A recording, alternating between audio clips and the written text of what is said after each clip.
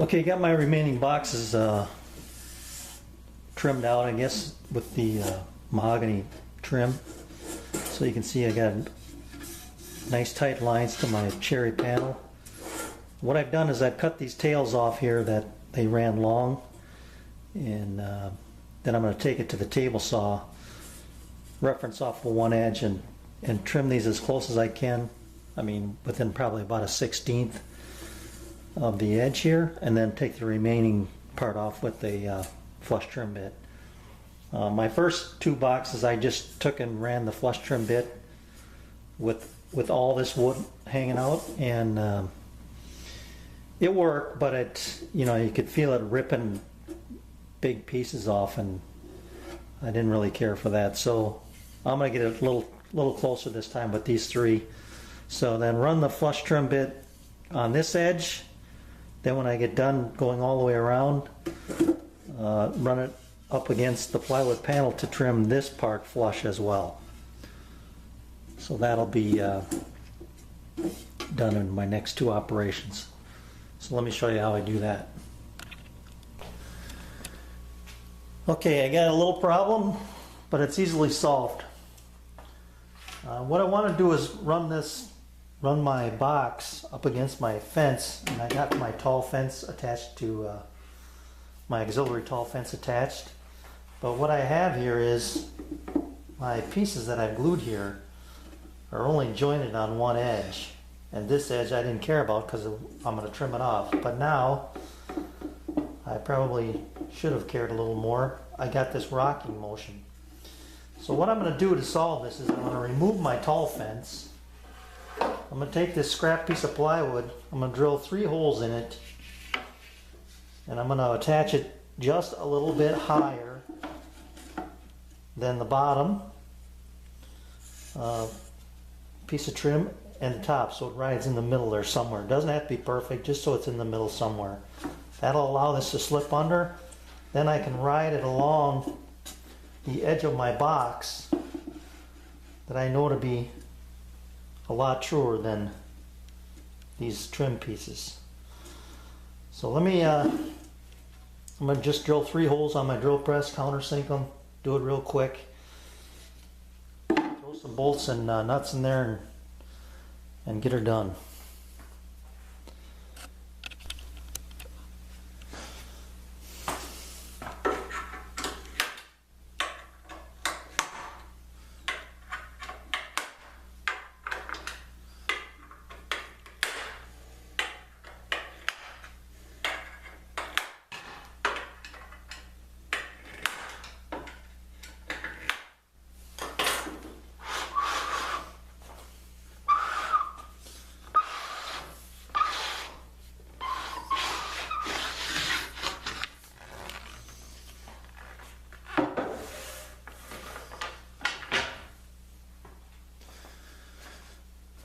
Okay, now I just want to mark an approximate location of where I need to drill these holes. You can see this piece of plywood I got has really got a pretty good bend in it, but if I put one in the middle, that'll pull it tight, one about 6 inches from the end and 6 inches from the other end, and I should be hot just fine. So if I mark this location right about there, and if I were to turn this over, that would be about right. That would give me, because it's off center,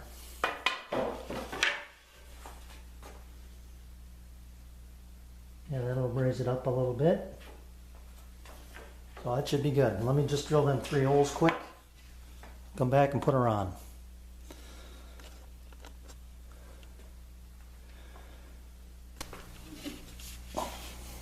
There you go. Nothing pretty, but very functional. 3 bolts, 3 nuts, slide it into my extrusion.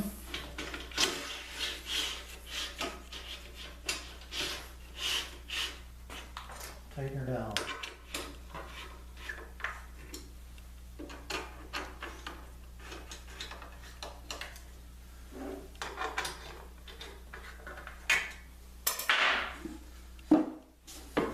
There, now I ride against my workpiece, which is much more solid than the,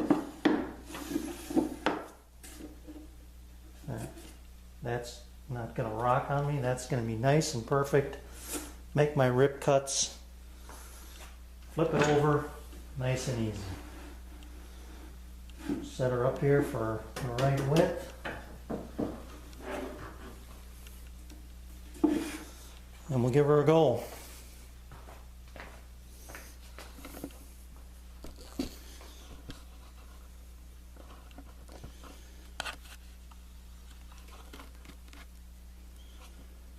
Gotta grab my hearing protection.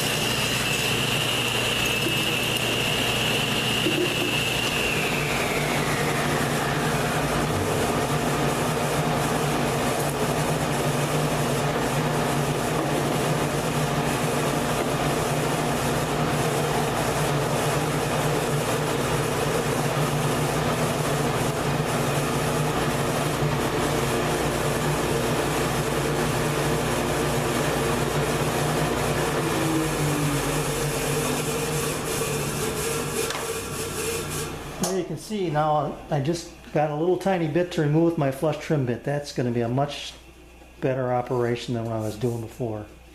So you get a nice consistent cut. That thing is riding on that piece of plywood. See the gap underneath there?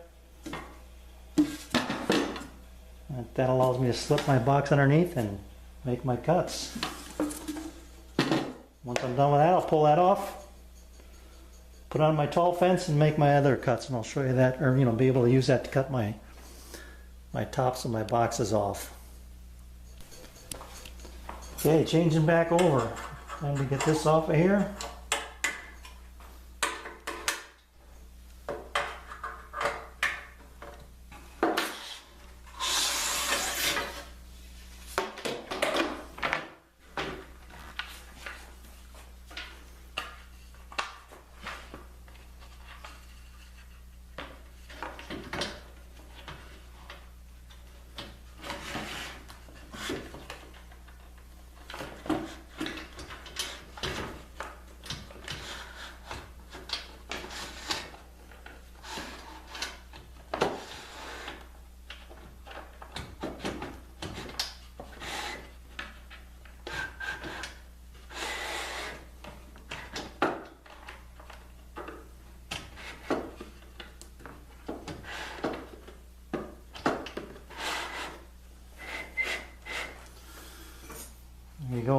quick and easy.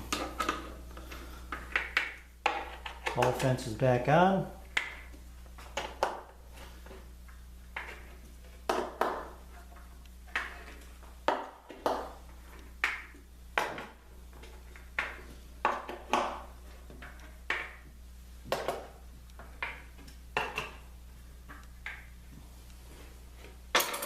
Now I'll be able to use this to rip off my tops when I'm ready. The one thing I was going to tell you too is you see some different extrusions on my fence here. I'm lucky enough to have a lot of options, and I'm just when I switch them out and change them around, I'm just playing around basically. But I want to. It shows you the versatility of our T, that you're able to mount so many different styles of extrusion on here. This one happens to be 80 by 80. There's really no reason for that, other than I was just playing around. But I'm still able to attach our auxiliary fence, a specialty fence, and just keep right on working. It's so fast and easy. It's very nice. And then I also have some extrusions attached to a router fence that's attached to my Incra LS positioner. That works out really well too. But this could just as easily be slid over, attached to my positioner, and used in the same manner. You know, take this off, attach my homemade router fence to this. The possibilities are endless. So let me get my flush trim router bit in there and flush up these edges. Okay, got her all set up for my router. I've got my bit. Let's see if I can show it to you. Slightly, probably 1/8 of an inch exposed from the fence, just because I've got this little bit of overhang here. So when I hit that bearing, I want this to come off the fence a little bit, and then I want to be able to use my dust extraction. The bit I'm using is a white side. If that's important to you. It's a white side 2505. So let's see how it works here.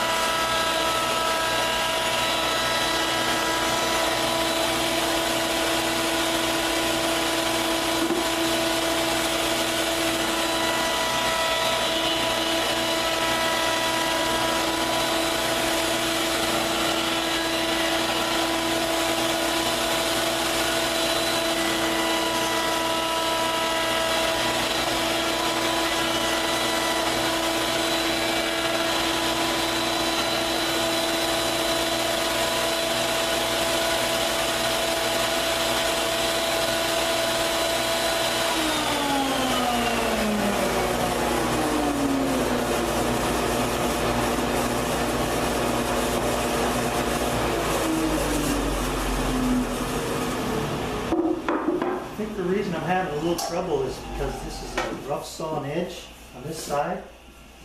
And I believe it's just every once in a while it's just catching a little bit, but They're trimmed pretty good.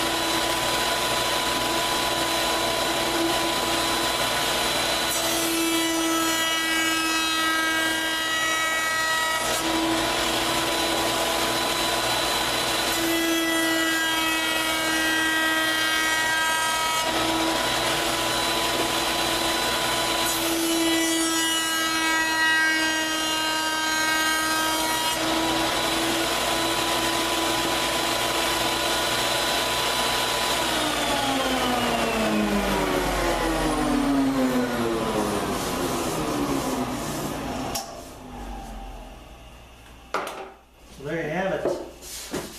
Flushed on all the, I'm gonna run this one just a little bit more. But a little bit of sanding will clean all that other stuff right up. Okay, the one thing I wanted to tell you was when you're standing this up and doing the faces or the top and bottom, is that I do this is end grain out here, so I do this side first, and then that gives me support all the way through that cut. And then when you turn it up this way, then you're always doing the long grain last. Okay?